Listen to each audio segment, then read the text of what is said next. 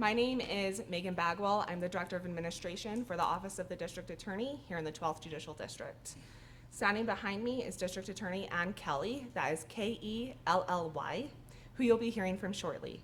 I also have Sheriff from Saguache County, Dan Warwick, Warwick,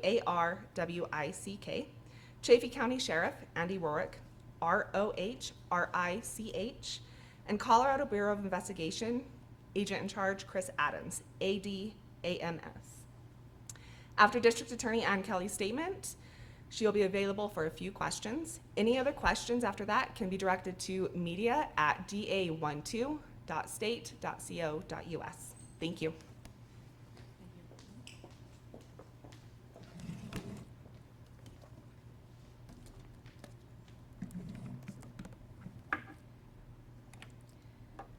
I appreciate the members of the media that are here today. I scheduled this briefing to provide an update on the investigation that has been in the hearts and minds of the people of Chaffee County since Mother's Day of 2020. Suzanne Morphew was reported missing on Mother's Day 5 years ago. Law enforcement has never stopped working to obtain justice for this mother of two, this daughter, this sister, and this beloved member of the Chaffee County community. Through the tireless efforts of the Chaffee County Sheriff's Office, the Saguache County Sheriff's Office, the Colorado Bureau of Investigation, and the Federal Bureau of Investigation, I can announce today that the 12th Judicial District Grand Jury returned an indictment. The grand jury has indicted Barry Morphew on the single count of murder in the first degree. Law enforcement, the Chaffee County community, and Colorado as a whole has never stopped fighting for justice for Suzanne. Cold case homicides are tremendously difficult. They're difficult for the families of the victims and the communities who wait patiently for answers. While it may seem at times that the world forgets about these victims, I can assure you that my law enforcement partners and Colorado's law enforcement community do not forget. Every unsolved murder is a tragedy, and we must never give up on our efforts to find answers in these cases. My office will be prosecuting the indictment as Suzanne's remains were found in Saguache County, which is a county within my jurisdiction, the 12th Judicial District. I am extremely appreciative of Michael Doherty, who is the elected district attorney in Boulder County. He has consistently committed material resources to small rural DA's offices like mine to assist in the sometimes Herculean efforts to bring justice for victims in rural areas of our state. His commitment to rural Colorado he's continued his commitment with this case. He's provided me with the assistance of a chief deputy in the Boulder County District Attorney's Office to assist me with the investigation and the prosecution. Colorado's community of prosecutors is committed to assisting wherever the need arises. In addition to Mr. Doherty's assistance, District Attorney John Walsh of the Denver District Attorney's Office has committed to providing me with appellate guidance during the case proceedings. So today I have with me Chaffee County Sheriff Andy Rorick. I stand united with Sheriff Rorick and Under Sheriff Alex Walker.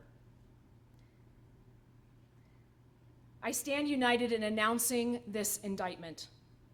Through this process, I have seen firsthand how deeply Sheriff Rorick and Under Sheriff Alex Walker and the entire Sheriff's Department in Chaffee County cares about this case. I am proud and appreciative of our cross-jurisdictional partnership and their hard and excellent work. I also stand with the Federal Bureau of Investigation, who has never wavered in its commitment to this investigation, providing essential intelligence and investigative resources and expertise through the years. I also recognize and appreciate our continued partnership with the Colorado Bureau of Investigation. The Colorado Bureau of Investigation has done incredible work, and their CBI agents and analysts have worked very, very hard to advance the goal of finding answers in this investigation. Here representing the CBI is Agent in Charge Chris Adams with CBI's Pueblo office. I also stand with Saguache County Sheriff Dan Warwick, who is here with me as well. He and his office immediately answered the call to action, when Suzanne's remains were found in the county he represents. Sheriff Warwick and his deputies are an essential part of this team, responding to the recovery of Suzanne's remains with the highest level of dignity and professionalism. I also want to continue to recognize what I have come to expect in my years as a prosecutor, and that is multi-jurisdictional and multi-state cooperation and partnership. I want to recognize the Arizona Department of Public Safety, who immediately responded to our team's request for assistance in locating and arresting Barry Morphew in the Phoenix area. Mr. Morphew will be held by Arizona authorities pending extradition proceedings in that state. And upon conclusion of those proceedings, Mr. Morphew will be transported to Alamosa County to stand trial on the indictment. This indictment has been unsealed upon the arrest of Mr. Morphew. I asked for this briefing to provide you with an update and provide information to the community. Me and my team recognize the importance of being laser focused on the prosecution and to speak with one voice. And so for that reason, all of the agencies that have been involved in getting us to this place, as well as the prosecutors that have been willing to assist me in this investigation and prosecution, they have all been instructed to send any media requests to my office, and so that's what I'd ask of you. In an effort to be transparent, I'd like to thank the the Office of the Judicial District in this district for making the indictment immediately available, and so you can get a copy of that indictment on the State Judicial's website. It is linked on a page labeled Cases of Interest, and it's under Alamosa. Barry Morphew is presumed innocent in this case, and that presumption remains with him unless and until he is convicted at trial. And so once again, thank you for allowing me to provide an update to the community on this very important case. And I can take a couple of questions if you have them. Yes, sir. What was Barry doing in the Phoenix area? And thank you for the question. The question was, what was Barry doing in the Phoenix area? I appreciate the question, and that information was still being gathered. We have been working very, very hard to make sure that we run down anything we can with respect to this investigation, and our law enforcement officers will certainly be following that. Yes, sir.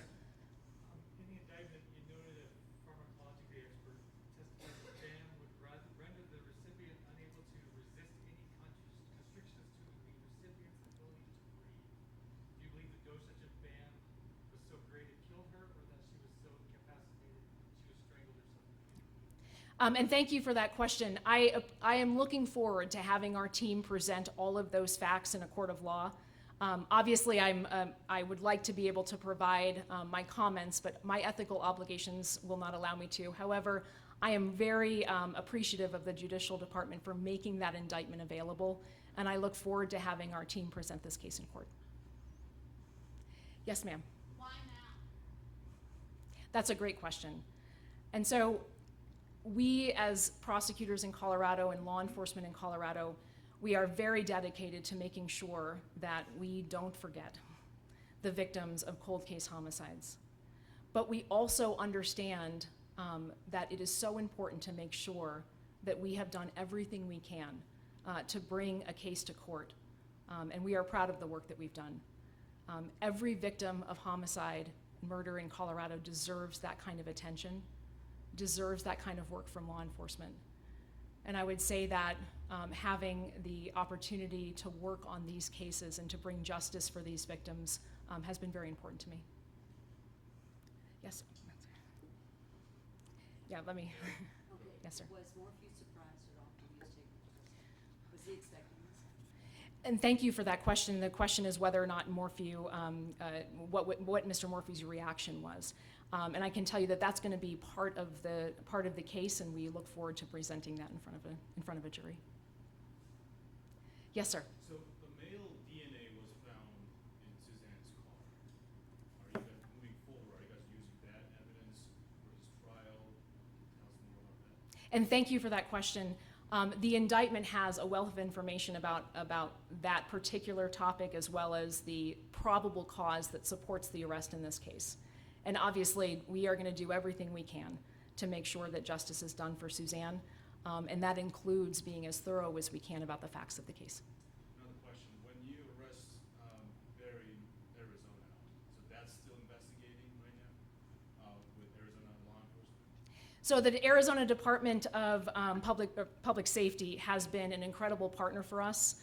They organized immediately when we asked them to respond when we received the indictment. So I very much want to thank the Arizona Department of Safety. What about you, sir? What will be the biggest difference between the prosecution of this case and the time versus back in 2021? And the question is, what would be the difference between the prosecution of this case and other prosecutions? You know, justice for cold case homicide victims remains a priority in the state of Colorado, both for prosecutors and for law enforcement. And that's despite any challenges that we may have had in the history of any particular case. That remains a priority for us. And so we have worked very hard to move forward in the case. This case is a different case, and I would refer you back to the indictment in this case. And we've worked very hard to move forward. Yes, sir. On an emotional level or on a personal level, and it's okay if you repeat yourself, can you talk about the journey, your journey from the day this was dismissed until today? Just broad strokes, just tell us that story. Well, thank you for that question. The question is, what has this process looked like, essentially? What has this process been like for the family, for the community, for our law enforcement partners? And I can tell you that it has been a long road. It has been a long road, and the families of the victim have been so patient. The community has been so patient. But I can tell you that our law enforcement officers have never forgot, have never given up, and they have been working so hard to get to the place where we are today. And so it is never enough to say we're just going to forget about it because it's too hard. And so that has been the process for me. And I'll take maybe one more question here in the front. Can you elaborate further on where Suzanne's remains were found in relation to Moffett? I know it was undisclosed, but can you provide any more detail about where she was found? So it was in and around the town of Moffett, and that raises an important question that I want to address. And so the remains of Suzanne Morphew were found in Saguache County, and that's obviously a county in my jurisdiction. And so jurisdiction in this county is appropriate. I can tell you that I have reached out to and contacted my friend and colleague, elected District Attorney Jeff Lindsay, who currently covers Chaffee County. He is in full support of our efforts to prosecute this case here and has committed to providing any resources that we need to prosecute this case. How did you know Morphew was in Arizona? And the question is I'm sorry, can you say that again? How did you know Barry was in Arizona? And I appreciate that question. We obviously have never given up on this investigation. And so working with our law enforcement partners, we were able to make that determination. Could anyone else possibly face charges?